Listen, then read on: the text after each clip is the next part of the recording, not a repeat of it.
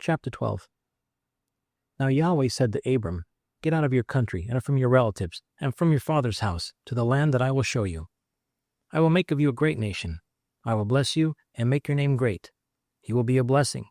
I will bless those who bless you, and I will curse him who curses you. All of the families of the earth will be blessed in you." So Abram went as Yahweh had spoken to him. Lot went with him. Abram was 75 years old when he departed out of Haran. Abram took Sarai his wife, Lot his brother's son, and all the substance that they had gathered, and the souls whom they had gotten in Haran, and they went to go into the land of Canaan. Into the land of Canaan they came. Abram passed through the land to the place of Shechem, to the oak of Moreh. The Canaanite was then in the land. Yahweh appeared to Abram and said, "I will give this land to your seed."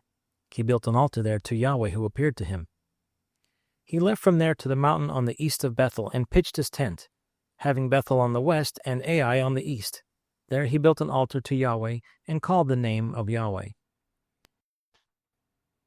Abram traveled, going on still toward the south. There was a famine in the land. Abram went down into Egypt to live as a foreigner there, for the famine was severe in the land. It happened, when he had come near to Egypt, that he said to Sarai his wife, "See now that I know you are a beautiful woman to look at. It will happen, when the Egyptians will see you, that they will say, 'This is his wife.' They will kill me, but they will save you alive. Please say that you are my sister, that it may be well with me for your sake, and that my soul may live because of you." It happened that when Abram had come into Egypt, the Egyptians saw that the woman was very beautiful. The princes of Pharaoh saw her and praised her to Pharaoh, and a woman was taken into Pharaoh's house. He dealt well with Abram for her sake. He had sheep, cattle, male donkeys, male servants, female donkeys, and camels. Yahweh plagued Pharaoh and his house with great plagues because of Sarai, Abram's wife. Pharaoh called Abram and said, "What is this that you have done to me? Why didn't you tell me that she was your wife? Why did you say she is my sister, so I took her to be my wife? Now therefore, see your wife, take her, and go your way."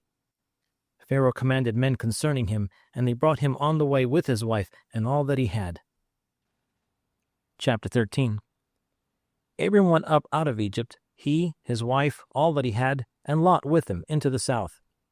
Abram was very rich in livestock, in silver, and in gold. He went on his journeys from the south even to Bethel, to the place where his tent had been at the beginning, between Bethel and Ai, to the place of the altar, which he had made there at the first. There Abram called on the name of Yahweh. Lot also, who went with Abram, had flocks and herds and tents. The land was not able to bear them, that they might live together, for their substance was great, so that they could not live together. There was a strife between the herdsmen of Abram's livestock and the herds of Lot's livestock, and the Canaanite and the Perizzite lived in the land at the time. Abram said to Lot, "Please, let there be no strife between me and you, between my herdsmen and your herdsmen, for we are relatives. Isn't the whole land before you? Please, separate yourselves from me. If you go to the left hand, then I will go to the right, or if you go to the right hand, then I will go to the left." Lot lifted up his eyes and saw all the plain of the Jordan, that it was well watered everywhere before Yahweh destroyed Sodom and Gomorrah, like the garden of Yahweh, like the land of Egypt as you go to Zoar. So Lot chose the plain of Jordan for himself. Lot traveled east, and they separated themselves one from the other. Abram lived in the land of Canaan, and Lot lived in the cities of the plain, and moved his tent as far as Sodom. Now the men of Sodom were exceedingly wicked and sinners against Yahweh. Yahweh said to Abram after Lot was separated from him, "Now lift up your eyes and look from the place where you are, northward and southward and eastward and westward.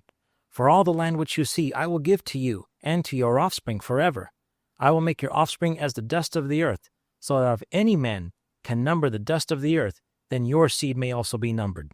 Arise, walk through the land and its length and its breadth, for I will give it to you."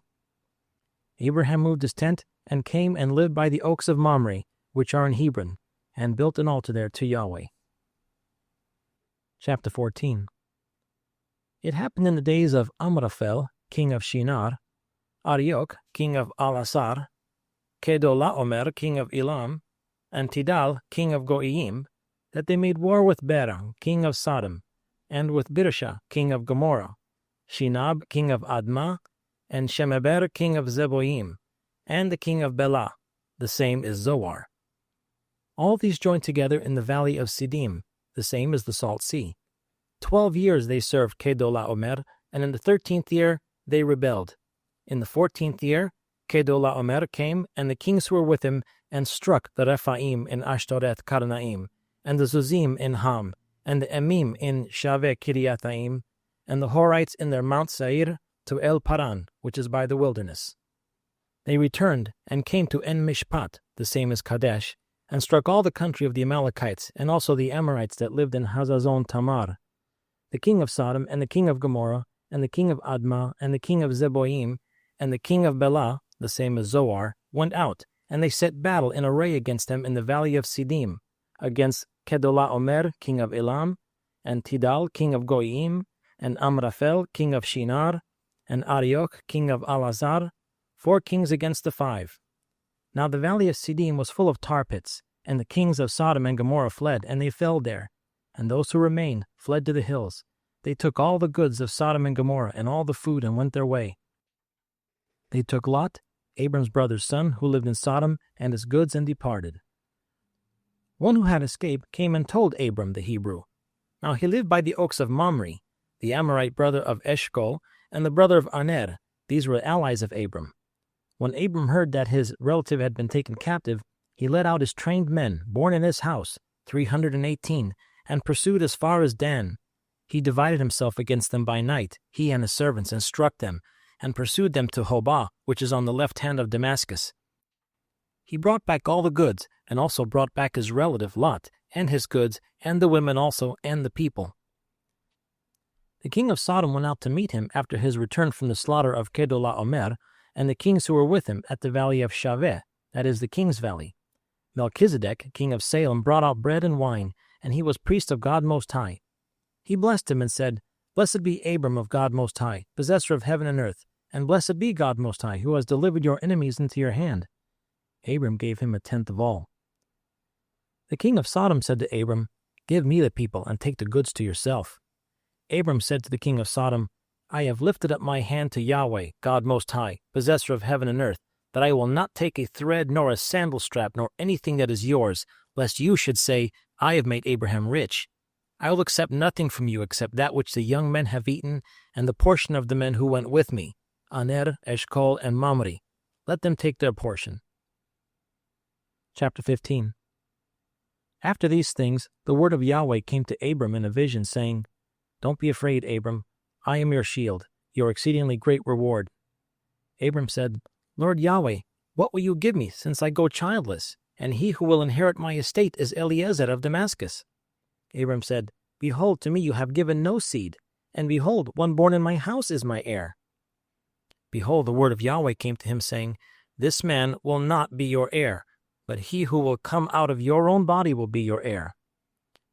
Yahweh brought him outside and said, Look now toward the sky, and count the stars, if you are able to count them. He said to Abram, So shall your seed be. He believed in Yahweh, and he reckoned it to him for righteousness. He said to him, I am Yahweh who brought you out of Ur of the Chaldees, to give you this land to inherit it. He said, Lord Yahweh, how will I know that I will inherit it? He said to him, Bring me a heifer 3 years old, a female goat 3 years old, a ram 3 years old, a turtle dove, and a young pigeon. He brought him all of these and divided them in the middle and laid each half opposite the other, but he didn't divide the birds. The birds of prey came down on the carcasses, and Abram drove them away. When the sun was going down, a deep sleep fell on Abram. Now terror and great darkness fell on him, and he said to Abram, Know for sure that your seed will live as foreigners in a land that is not theirs, and will serve them. They will afflict them 400 years, and I will judge that nation whom they will serve.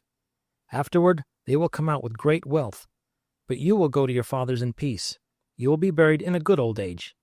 In the 4th generation they will come here again, for the iniquity of the Amorite is not yet full. It came to pass that when the sun set down and it was dark, behold, a smoking furnace and a flaming torch passed between these pieces. In that day Yahweh made a covenant with Abram, saying, To your seed I have given this land from the river of Egypt to the great river, the river Euphrates, the Kenites, the Kenizzites, the Kedmonites, the Hittites, the Perizzites, the Rephaim, the Amorites, the Canaanites, the Girgashites, and the Jebusites. Chapter 16. Now Sarai, Abram's wife, bore him no children. She had a handmaid, an Egyptian, whose name was Hagar. Sarai said to Abram, "See now, Yahweh has restrained me from bearing. Please go into my handmaid. It may be that I will obtain children by her." Abram listened to the voice of Sarai. Sarai, Abram's wife, took Hagar, the Egyptian, her handmaid, after Abram had lived 10 years in the land of Canaan, and gave her to Abram, her husband, to be his wife. He went into Hagar, and she conceived. When she saw that she had conceived, her mistress was despised in her eyes. Sarai said to Abram, "This wrong is your fault. I gave my handmaid into your bosom, and when she saw that she had conceived, I was despised in her eyes. Yahweh judge between me and you." But Abram said to Sarai, "Behold, your maid is in your hand. Do to her whatever is good in your eyes." Sarai dealt harshly with her, and she fled from her face. The angel of Yahweh found her by a fountain of water in the wilderness, by the fountain in the way to Shur. He said, "Hagar, Sarai's handmaid, where did you come from? Where are you going?" She said, "I am fleeing from the face of my mistress Sarai." The angel of Yahweh said to her, "Return to your mistress, and submit yourself under her hands." The angel of Yahweh said to her, "I will greatly multiply your seed, that they will not be numbered for multitude." The angel of Yahweh said to her, "Behold, you are with child, and will bear a son. You shall call his name Ishmael, because Yahweh has heard your affliction. He will be like a wild donkey among men. His hand will be against every man, and every man's hand against him. He will live opposite of all his brothers." She called the name of Yahweh who spoke to her, "You are a God who sees," for she said, "Have I even stayed alive after seeing him?" Therefore the well was called Be'ir Lahai Ra'ai. Behold, it is between Kadesh and Bered. Hagar bore a son for Abram. Abram called the name of his son, whom Hagar bore, Ishmael.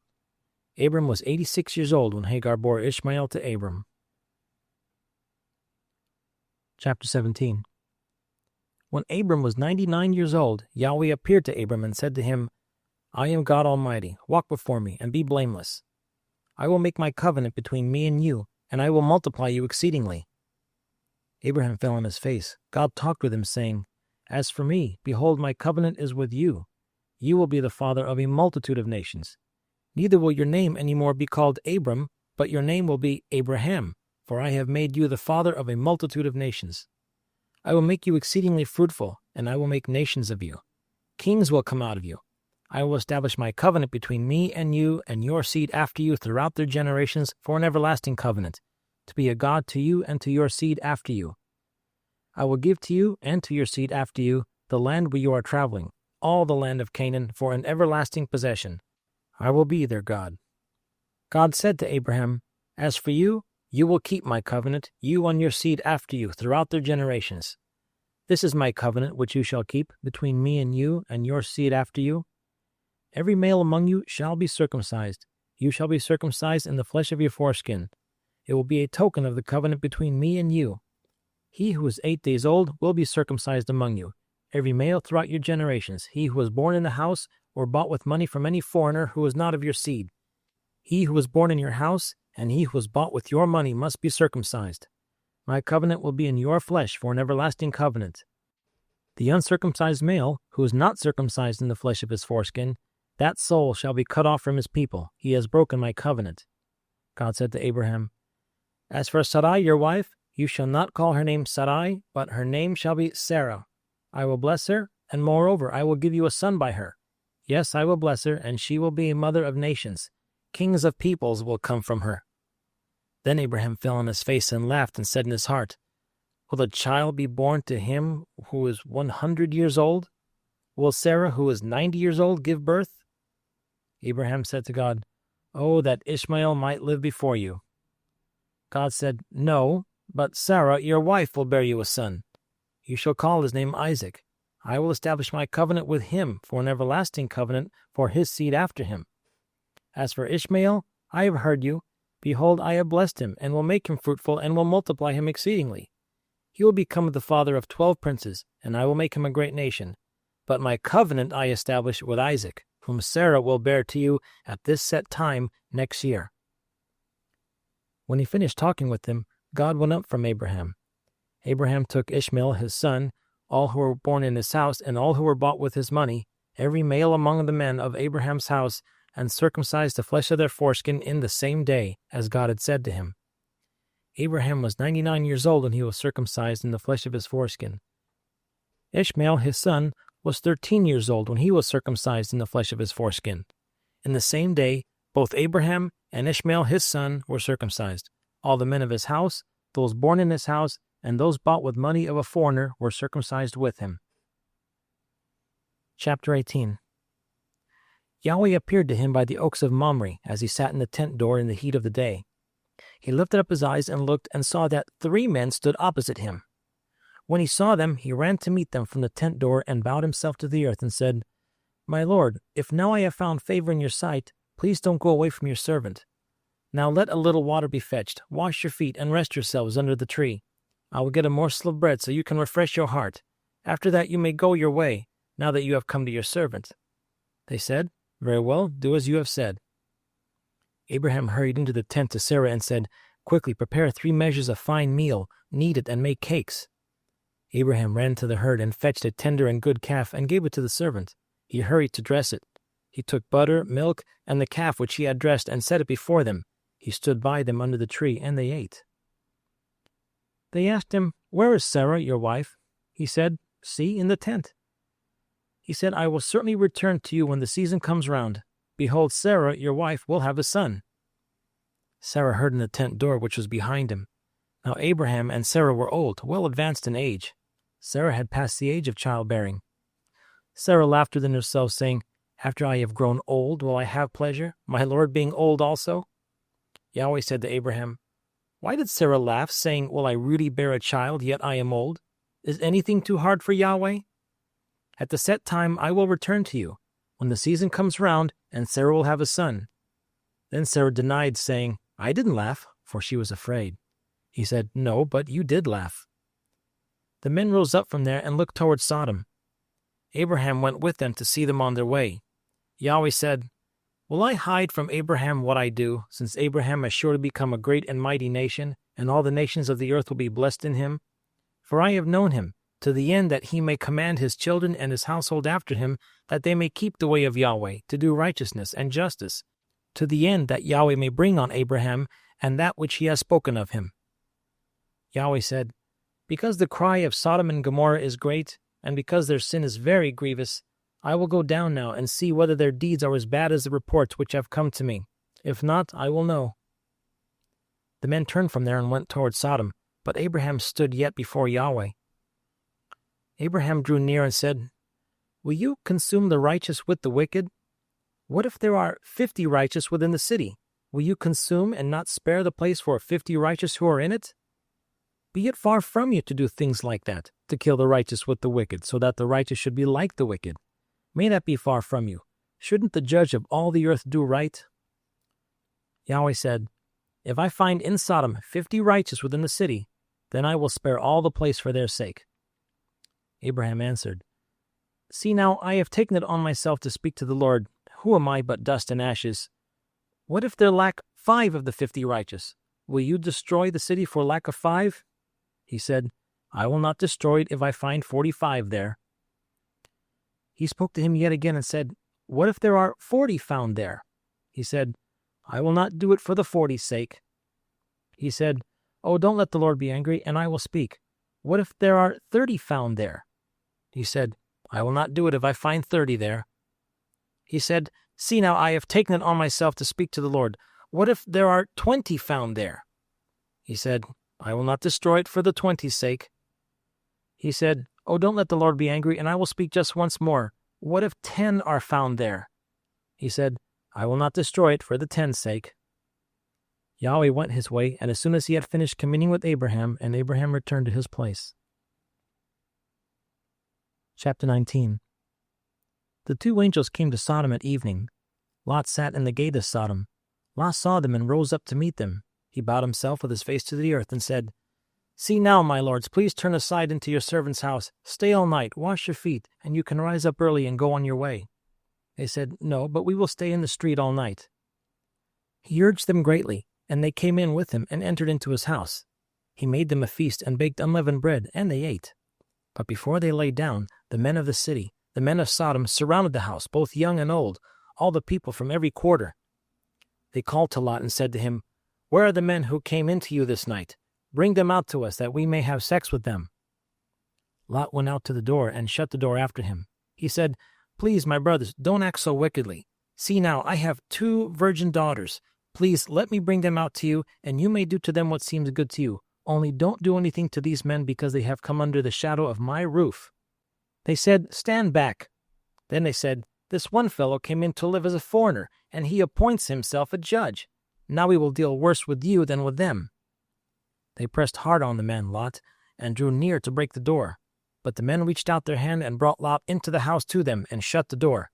They struck the men who were at the door of the house with blindness, both small and great, so that they wearied themselves to find the door. The men said to Lot, "Do you have anybody else here? Sons-in-law, your sons, your daughters, and whoever you have in the city? Bring them out of the place, for we will destroy this place, because the outcry against them has grown before Yahweh, that Yahweh has sent us to destroy it." Lot went out and spoke to his sons-in-law, who were pledged to marry his daughters, and said, "Get up, get out of this place, for Yahweh will destroy the city." But he seemed to his sons-in-law to be joking. When the morning came, the angels hurried Lot, saying, "Get up, take your wife and your 2 daughters who are here, lest you be consumed in the iniquity of the city." But he lingered, and the men grabbed his hand and his wife's hand and his 2 daughters' hands, Yahweh being merciful to him, and they took him out and set him outside of the city. And it came to pass, when they had taken them out, that he said, "Escape for your life, don't look behind you, and don't stay anywhere in the plain. Escape to the mountains, lest you be consumed." Lot said to them, "Oh, not so, my lord. Now see, your servant has found favor in your sight, and you have magnified your loving kindness, which you have shown to me in saving my life. I can't escape to the mountain, lest evil overtake me and I die. See now, this city is near to flee to, and it is a little one. Oh, let me escape there. Isn't it a little one? And my soul will live." He said to him, "Behold, I have granted your request concerning this thing also, that I will not overthrow the city of which you have spoken. Hurry, escape there, for I can't do anything until you get there." Therefore the name of the city was called Zoar. The sun had risen on the earth when Lot came to Zoar. Then Yahweh rained on Sodom and Gomorrah sulfur and fire from Yahweh out of the sky. He overthrew those cities, all the plain, all the inhabitants of the city, and that which grew on the ground. But his wife looked back from behind him, and she became a pillar of salt. Abraham got up early in the morning to the place where he had stood before Yahweh. He looked toward Sodom and Gomorrah, and toward all the land of the plain, and looked, and he saw that the smoke of the land went up as the smoke of a furnace. It happened when God destroyed the cities of the plain, that God remembered Abraham, and set Lot out of the middle of the overthrow, where he overthrew the cities in which Lot lived. Lot went up out of Zoar and lived in the mountain, he and his 2 daughters with him, for he was afraid to live in Zoar. He lived in a cave with his 2 daughters. The firstborn said to the younger, "Our father is old, and there is not a man in the earth to come in to us in the way of all the earth. Come, let us make our father drink wine, and we will lie with him, that we may preserve our father's seed." They made their father drink wine that night, and the firstborn went in and lay with her father. He did not know when she lay down, nor when she arose. It came to pass on the next day, that the firstborn said to the younger, "Behold, I lay last night with my father. Let us make him drink wine again tonight. You go in and lie with him, that we may preserve our father's seed."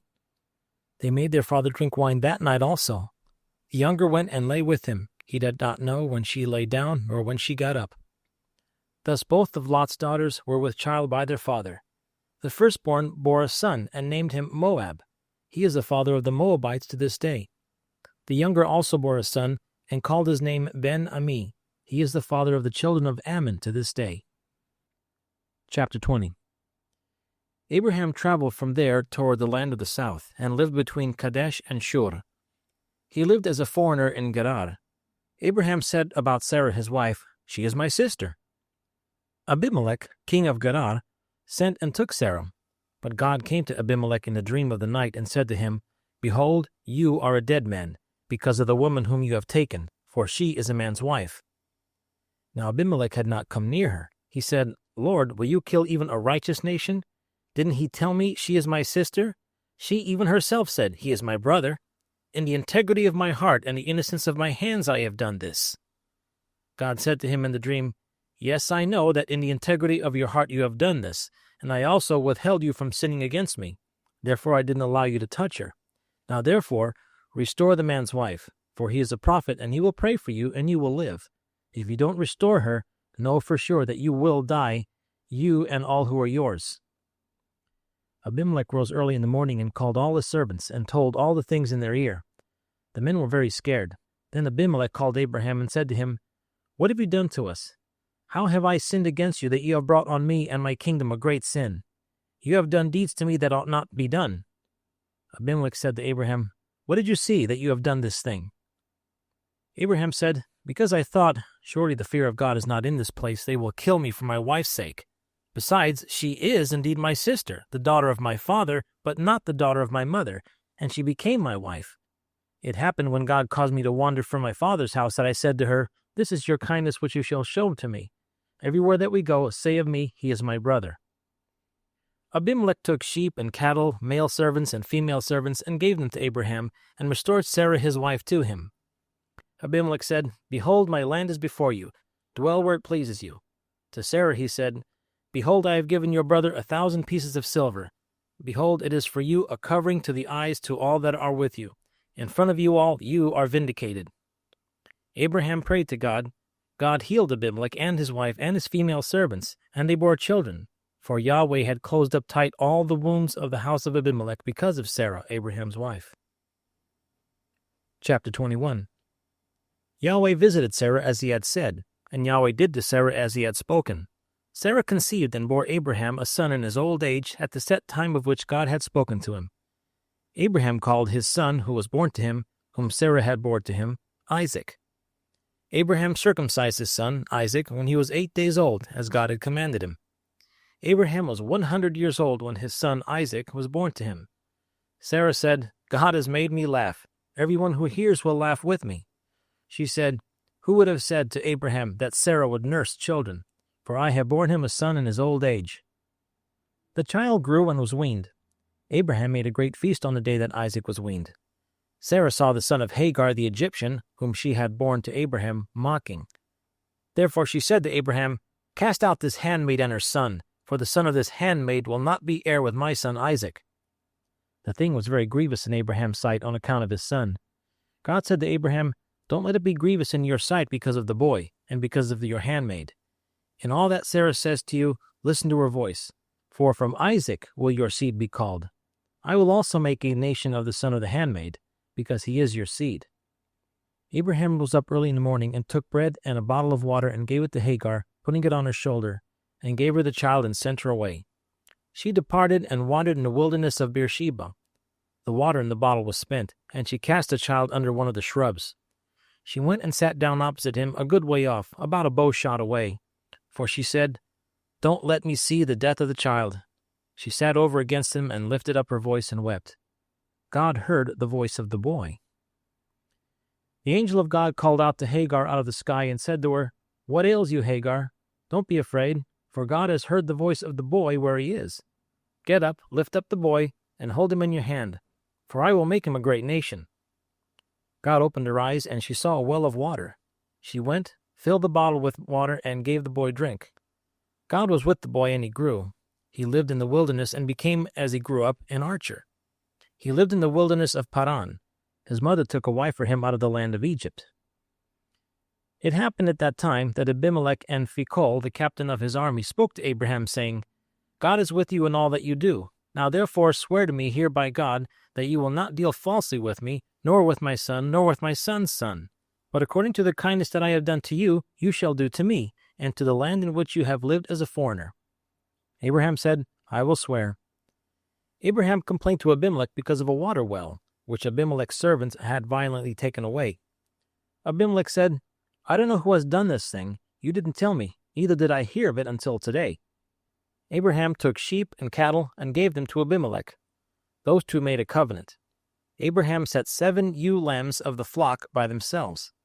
Abimelech said to Abraham, "What do these 7 ewe lambs which you have set by themselves mean?"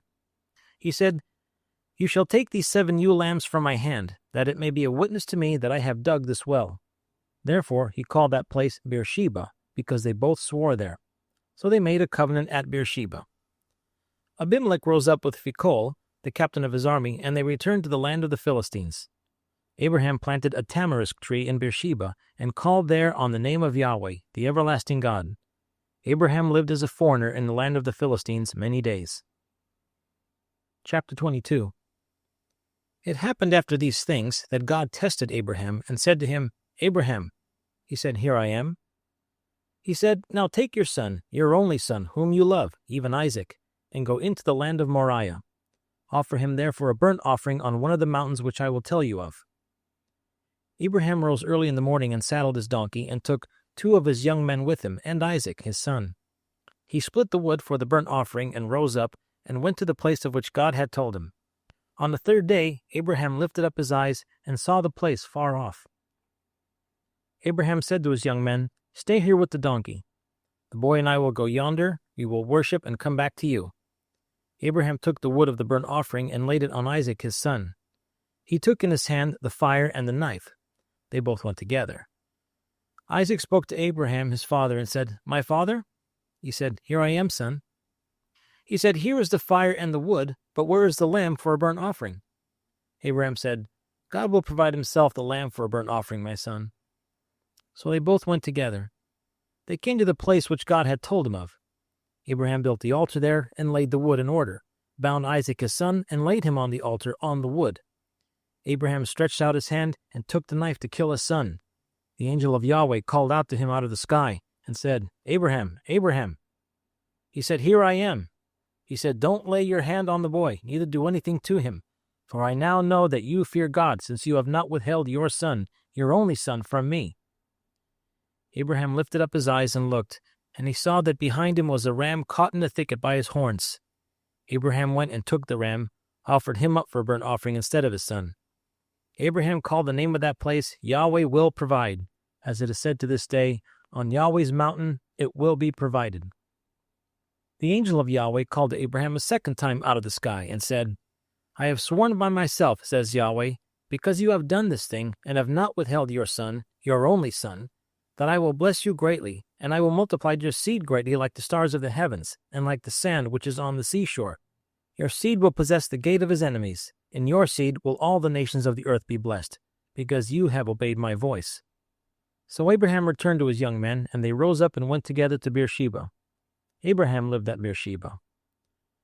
It happened after these things that it was told Abraham, saying, Behold, Milcah, she has also borne children to your brother Nahor. Uz, his first brother, Buz, his brother, Kemuel, the father of Aram, Kesed, Hazor, Pildash, Jidlaph, and Bethuel. Bethuel became the father of Rebekah. These 8 Milcah bore to Nahor, Abraham's brother. His concubine, whose name was Reumah, also bore Tebah, Gaham, Tahash, and Ma'akah. Chapter 23. Sarah lived 127 years.